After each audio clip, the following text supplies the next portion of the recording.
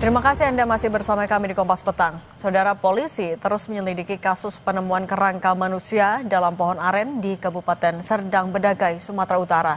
Penyelidikan dilakukan dengan otopsi. Otopsi dan uji forensik dilakukan untuk mengetahui penyebab kematian korban.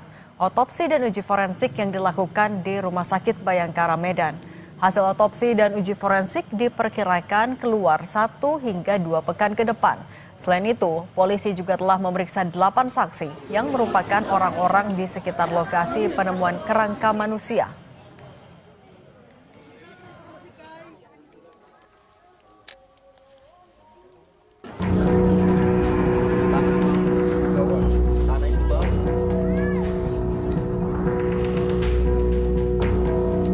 Selasa 9 September lalu, warga di Kabupaten Serdang Bedagai, Sumatera Utara digegerkan dengan penemuan kerangka manusia di sebuah pohon aren yang tumbang. Selain kerangka manusia, ditemukan juga celana dan pakaian. Setelah adanya temuan warga, polisi turun untuk membawa barang bukti kerangka manusia dan pohon aren ke Puslapfor Polda Sumut untuk uji forensik. Polisi juga melakukan olah TKP.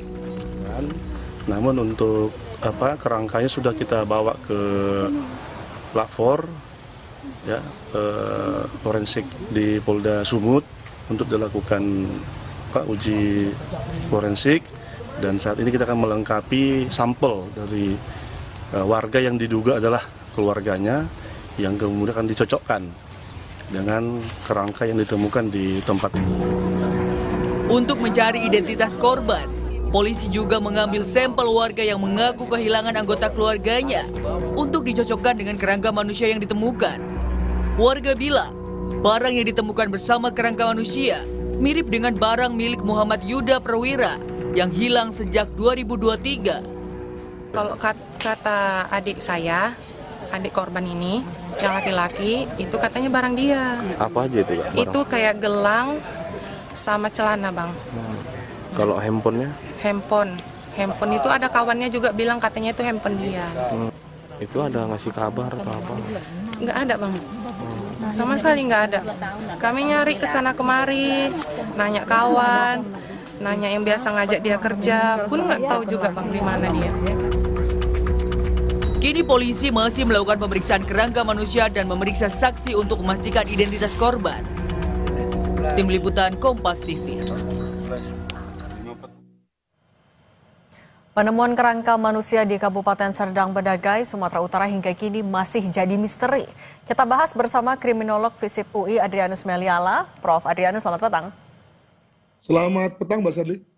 Prof. Adrianus, kalau dari fakta-fakta yang ada, diduga hilang sudah 2 tahun, kemudian pakaian masih lengkap, ada temuan ponsel juga. Anda melihatnya, analisis Anda mengarah ke ada dugaan tindak pidana atau ada kemungkinan lain? Biasanya kalau tidak pidana, khususnya ya muggingnya atau pembegalan, perampokan, pencurian, maka handphone adalah sesuatu yang paling mungkin untuk diambil karena tadi ya gampang, kecil, dan bernilai dari segi sebagai komoditi. Nah, maka ketika itu masih terdapat pada diri korban, pada diri kerangka ini, maka kemungkinan yang bersangkutan misalnya sebagai contoh kecelakaan, jatuh dan meninggal. Bisa juga mungkin kena serangan jantung secara mendadak dan kemudian lalu meninggal ya, sehingga kemudian lalu semua harta tersebut, semua barang-barang berharga masih ada padanya. Nah, yang menarik adalah bahwa ketika pasti keluarga sudah melaporkan kepada polisi tentang kehilangan keluarga.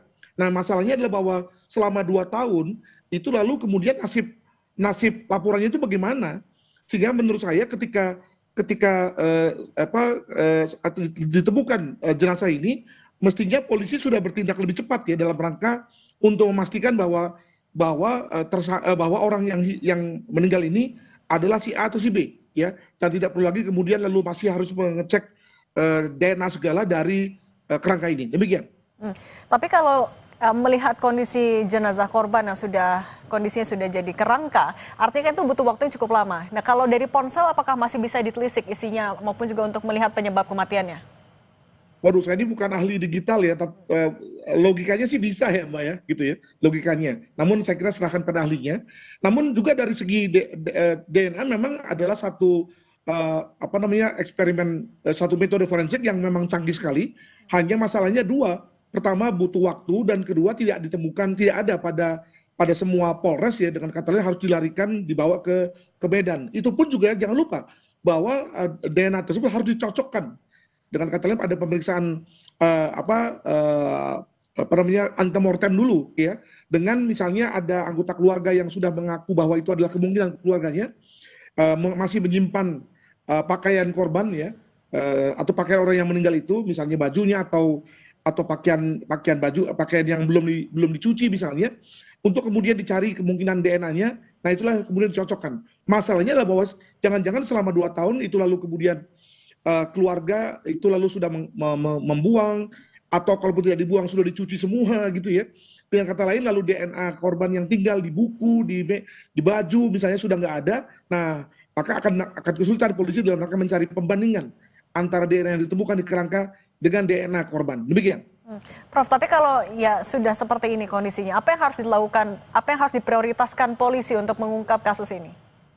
Ya, saya kira prioritas dalam rangka penemuan jati diri korban, artinya siapa ini, ya, itu menjadi yang paling utama.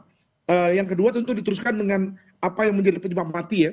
Itu pun juga sudah agak sulit karena tadi seluruh yang sel-sel bagian-bagian lunaknya sudah seperti tanah semua ya. Maka bagaimana kemudian misalnya polisi bisa tahu tentang apakah ada keracunan atau ada luka tusuk, luka masuk misalnya, tentu tidak bisa lagi. Jika misalnya ada kerusakan pada tulang, ya misalnya ketika luka tusuk itu misalnya menyentuh tulang, maka bisa diperkirakan tentang sebab mati ya. Itu pun juga tentu masih bersifat guessing.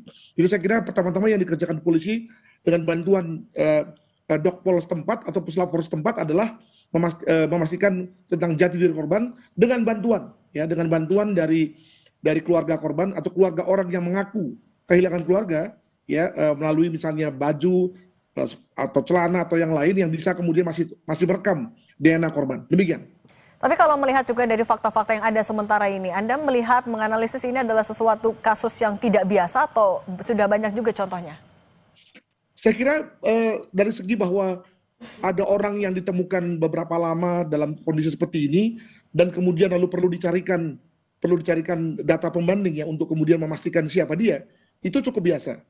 Tapi yang menurut saya tidak biasa adalah bahwa ketika 2 tahun yang lalu kan pasti sudah dilaporkan oleh keluarga tentang tentang bahwa ada anggota keluarganya hilang. Nah di sini kemudian kita bertanya sejauh mana sebetulnya upaya pencarian polisi. Apakah polisi sudah bisa memperkecil lokasi kemungkinan korban hilang misalnya, sehingga sebetulnya ketika korban ini ditemukan, maka sekali lagi saya katakan bahwa mestinya polisi tidak berada dalam situasi seperti kaget, seperti bingung, seperti nggak tahu apa-apa. Nah kita bicara mengenai lah kalau gitu data yang lalu kemana gitu ya. Nah ini yang lalu membuat kita menjadikan semacam wake up call lah gitu ya, wake up call bagi polisi untuk memperbaiki administrasi ketika ada orang yang melaporkan hilang dan baru kemudian ditemukan setelah beberapa lama. Oke. Nah dalam mengungkap kasus ini, kemudian juga menelisik DNA yang ada, apa yang kemungkinan bisa menjadi kendala dari polisi? Ya, tadi saya katakan bahwa dengan sudah tinggal kerangka, maka apakah lalu kemudian pertama adalah bahwa soft tissue atau kata lain jaringan lunak itu masih ada, yang lalu kemudian bisa diambil DNA-nya, atau dalam hal ini DNA bisa diambil dari tulang. Saya menduga masih bisa diambil dari tulang ya. Tapi juga kemudian timbul masalah baru. Data pembandingnya apa? Ya, kalau misalnya dalam hal ini kita berasumsi bahwa keluarga yang sudah kehilangan anggota keluarga itu, lalu kemudian dalam rangka agar tidak menimbulkan memori buruk ya, lalu kemudian mencuci semua pakaian-pakaian milik anggota keluarganya itu, atau ada yang misalnya membakarnya, atau membuangnya, atau mungkin memberikan kepada orang lain misalnya, maka nggak ada lagi jejaknya. Ya, saya bisa bayangkan misalnya selama 2 tahun juga lalu mungkin kamar yang dihuni korban misalnya, atau kamar belajar, atau meja belajar, atau mungkin hal yang lain yang bersifat privat juga sudah bersih ya, sudah dibersihkan oleh keluarga selama 2 tahun. Maka lalu mungkin menjadi potensi bagi Polri, bagi Puslapor untuk kemudian kesulitan dalam rangka mencari data pembanding. Alhasil kemudian lalu makin sulit bagi kita untuk menemukan siapa sebetulnya korban ini. Apa bisa dibilang artinya kasus ini juga akan bisa lebih kompleks mengingat waktunya sudah ada dalam waktu rentang yang lama? Betul sekali, sehingga kalau kemudian lalu setelah beberapa lama polisi belum bisa memastikan siapa korban ini, maka tentu ya harus dimaklumi dan lalu jangan pula lalu kemudian masyarakat menuding polisi nggak bekerja, polisi perlu direformasi ya. Saya kira sekali lagi amat tergantung pada evidence yang ada dan kemampuan teknologi. Kalau teknologi dari segi DNA canggih banget ya, dan saya yakin bahwa puslapor di Sumatera Utara di Medan itu masih pasti memiliki mekanisme itu. Tapi sekali lagi kalau data pembanding yang nggak ada, maka bagaimana kita sampai pada kesimpulan bahwa korban yang mati ini adalah si A atau si B. Demikian. Oke, Prof. Adrianus Meliala, terima kasih sudah berbagi pandangan bersama kami. Sehat selalu, Prof. Terima kasih. Kami masih akan kembali dengan informasi lain, Saudara. Tak kunjung dilantik, siapakah Menpora pilihan Prabowo dari sejumlah nama yang mencuat?